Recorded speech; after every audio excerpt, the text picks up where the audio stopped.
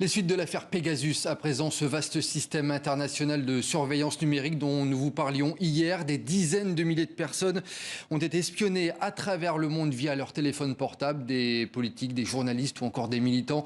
Petit à petit, les identités de ces personnes sont dévoilées et parmi celles-ci, Zoubida Assoul, présidente d'un parti d'opposition en Algérie, défenseuse des militants des droits de l'homme et avocate. Vous avez notamment défendu le journaliste Khaled Rarini. Vous êtes en direct avec nous, Zoubida Assoul. Vous avez donc appris que votre téléphone avait été surveillé par le Maroc grâce à ce logiciel espion Pegasus.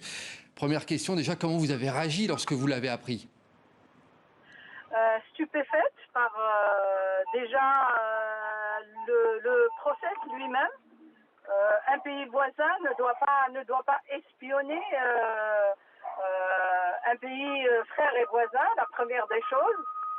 Et puis par la suite, franchement, surtout les pays qui donnent cette technologie, qui offrent cette technologie pour qu'on espionne,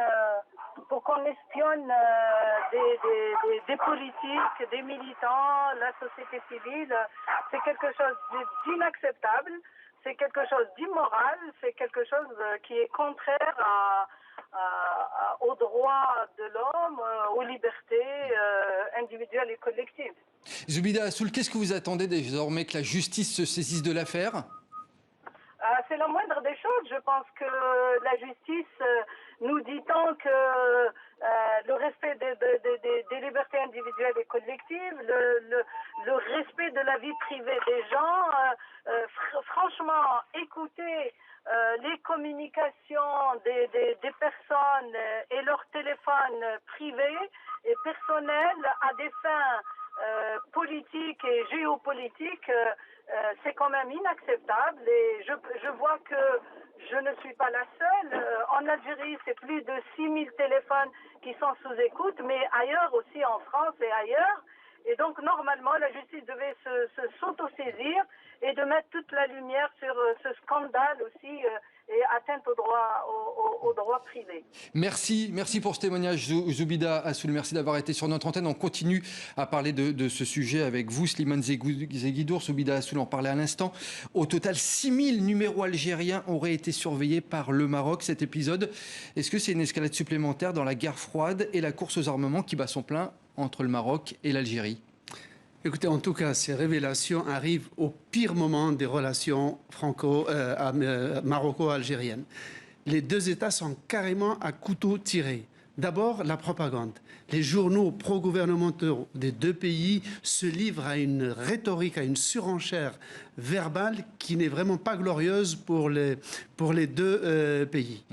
À part cela, il y a des manœuvres militaires régulières à balles réelles en Algérie et au Maroc avec des troupes américaines au Sahara occidental. La frontière algéro-marocaine est fermée depuis 27 ans. C'est la plus longue frontière fermée à travers le monde. Il n'y a plus donc aucune relation entre l'Algérie et le Maroc, même sur des sujets aussi épineux que le terrorisme, le trafic de drogue ou l'immigration. Il n'y a aucun contact. Ajoutez à cela, vous le disiez, une course aux armements disproportionnée par rapport à leurs moyens et qui est ruineuse. L'Algérie, le Maroc n'arrêtent pas d'acheter des armements dernier cri au détriment de l'éducation, du logement, de l'emploi. C'est un véritable désastre pour les deux pays. Et on suivra tout ça dans ces prochains jours. Slimane Zeguidour, merci d'avoir été sur le plateau de TV5 ce soir. Et je rajoute que le numéro de téléphone d'Emmanuel Macron serait également la cible marocaine de ce réseau Pegasus. C'est en tout cas une information de la radio France Inter ce soir. On viendra bien entendu également là-dessus prochainement.